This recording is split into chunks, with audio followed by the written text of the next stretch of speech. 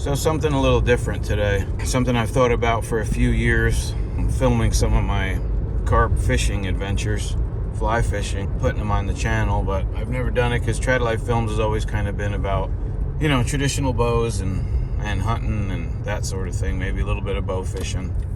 I know there's a huge correlation between fly fishing and traditional bow hunters.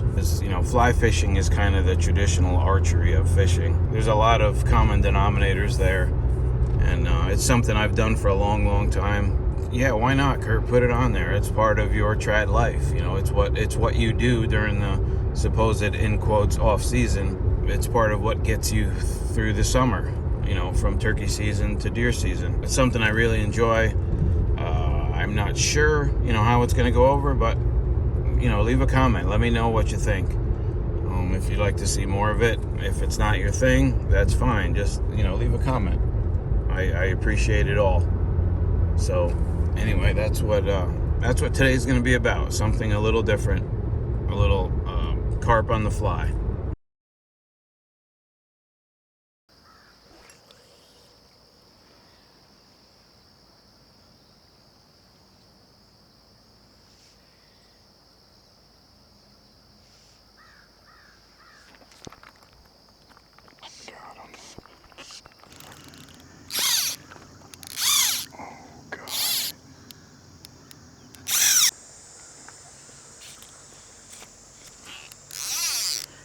Forgot to turn the dang camera on again.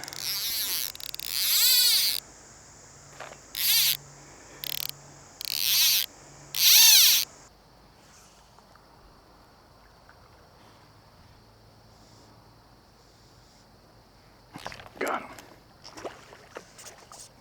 Fish on.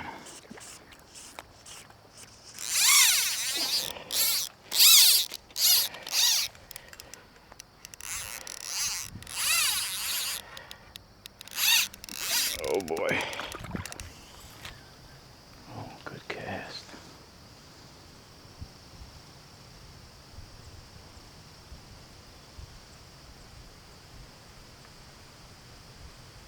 It's right there somewhere.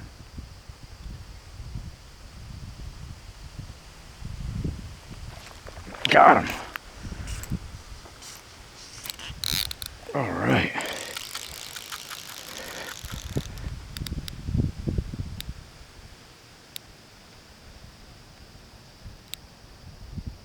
Wow, that was a long cast. Let's stay away from that rock.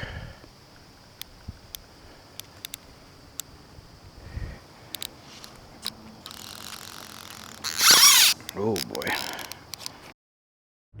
Well, it is about 5:45, June 25th, and I am going fishing for the first time since, let's see, I trout fished one day. It was April 2nd, I believe. So this is the first time since then I'm actually getting on the water. It's been a busy softball season and work's been good, so we've been busy. I'll go over some of my equipment I'm going to use as far as fly rod and some of the flies. It's a beautiful morning, and I should be on the river in about 15 minutes.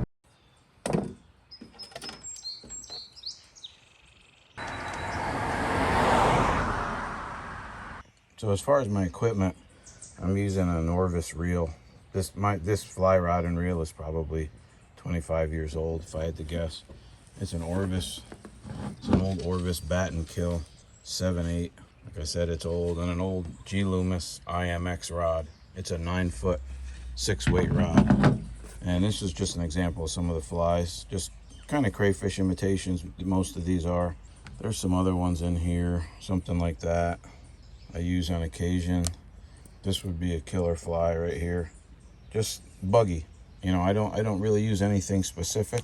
You know, carp or predators, they'll eat anything. You know, they work hard at grubbing up something on the bottom. So if you can find a fish that's tailing or actively feeding, you throw something in front of them that looks buggy, it looks like a nymph or a little minnow or a little crayfish, they're going to eat it, and they're going to go after it pretty hard. So most people don't believe that, but it works.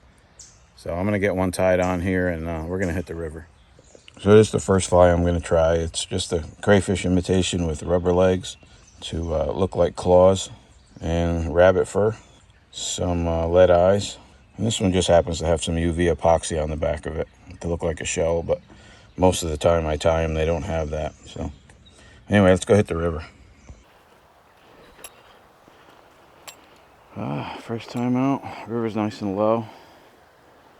Looks good. I usually work my way down the river, down that way. I think I may stay right around here because usually I can find feeding fish, especially over on the other side. So when they're tailing, that's when you want to try to catch them. If you can see a good tailing fish that's actively feeding, those are the fish that you have a really good chance of catching. There's a fish, right? You can see his back out of the water right there. I'm going to try to sneak up and if I can get in on him.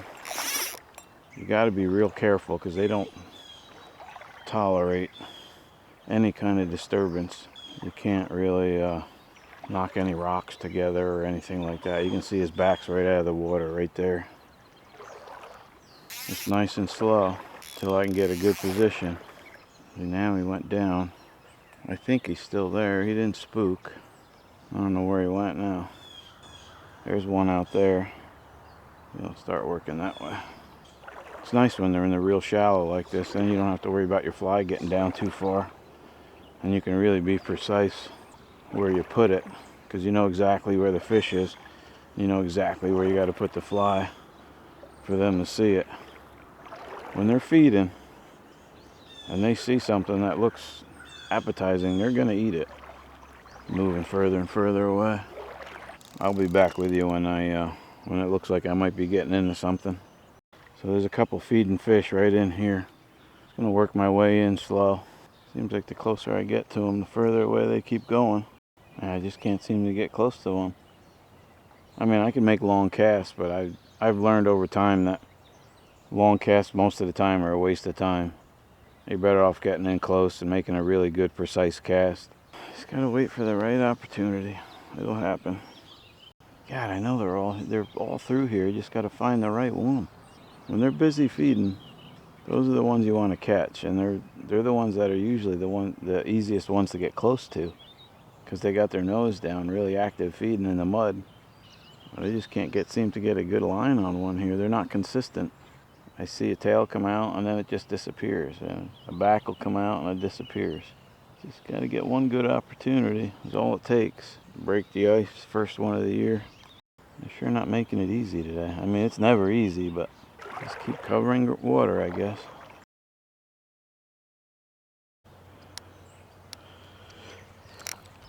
Well, I got one on. I forgot to turn the camera on. I got this one deep. I didn't even think I was going to get to him, but I saw him feeding out in front of me, but he was deep. Took 4 or 5 casts, but I got it on him, and he ate it. Took a little, I had just changed flies too. He took a little olive-colored, crayfishy looking fly that I tied. I wish I had the whole thing on here, but I mean, you didn't miss much. I could barely see the fish, and I watched my line. It was just drifting, and it stopped, so I tightened up. And sure enough, thump, thump, thump. He's out there by this rock. There he goes. I can put a little bit of pressure on him this way. Little side pressure. Looked like a pretty good one. I had an orange color crayfish fly and nothing, but then this fish was actually feeding. The fish I saw before weren't feeding, they were just kind of cruising, which was pretty much hopeless to try to get one to bite. But then I noticed this guy out in the deep spot here. There was a couple of them out there, but the one looked like it was feeding pretty good. There it is. It's not going to be easy to land out here. There's nothing out here to beach him on or anything, so it's never easy. I was going to bring a net with me today, and of course I didn't. Hindsight. I'm going to have to figure out a net. I usually never carry a net with me, but it sure makes it a lot easier when you're out here in the middle of nowhere with no land to beach them on or anything like that. and try to get pictures. That never hardly ever works out. I don't know, I'm gonna have to drag them somewhere to a rock and try to get a picture. Amazing the strength these fish have. Fly fishing for carp isn't anything new, and a lot of people are very surprised when I tell them I catch them on flies. The guys that know that it's definitely extremely doable. You just got to put it in front of them. That's the key. And I learned that first couple of years. I was very frustrated, but I was learning, and I learned that don't waste your cast, don't waste your energy. Wait until you know where the fish is, and then put it in front of them and let it drift by them. Maybe move it a little bit. If it's a crayfish, you know, maybe make it look like a crayfish trying to get away from them, or when you know the fly is close, or just move it a little bit. And they'll see the movement and they'll key right in on it. And just like any other fish, I mean, if he's swimming upstream, you know, don't make it easier for him and fight him upstream. Pull him backwards. If he's going that way, pull that way. If he's going that way, pull that way. It tires him out quicker. See, like now he's swimming upstream, so I'm putting pressure downstream on him, so he's fighting the current and me. Now he's going across, so I'm going to put some side pressure on him. He's getting tired. Yeah, they're so strong. I love it. Not done yet. Still shaking. Change that pressure on him again. I think I'm going to try to pull him into this more shallow water here. And don't let them rest. If they stop moving, pull the opposite way.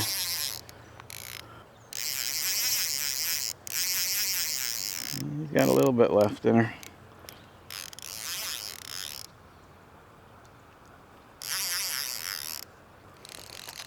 Again, don't let him rest. He's just hanging out there trying to hang in the current, so I'm going to pull back. And when it turns, go the other way. Always try to change the pressure on him. It's a pretty good fish. You don't want to come in the shallow. Yeah, it's going to be tough trying to get pictures of this thing. Maybe I'll guide him right up through here. Definitely getting tired because letting me pull it around a little bit. Now the tricky part. I had a net in my hand this morning too, and I didn't bring it. I want to find a rock that's out of the water so I could set my tripod up. I see one over here. I think I'm just going to guide her over. There we go. Fly right where it's supposed to be.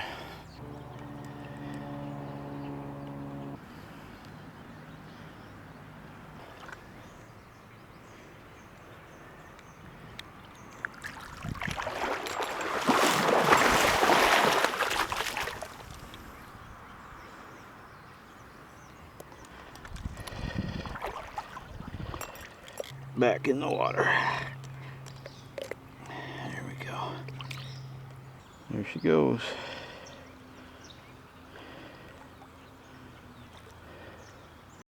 So there you go. Unfortunately, I didn't get the strike, you know, the take on film. But this is the fly he took. Kind of a crayfishy, I don't know, lead eyes, olive, rabbit hair, some dubbing. Yeah, I mean, he took it. You could see it was right in his mouth. Heck of a fight. Let's see if we can get one more before I head home.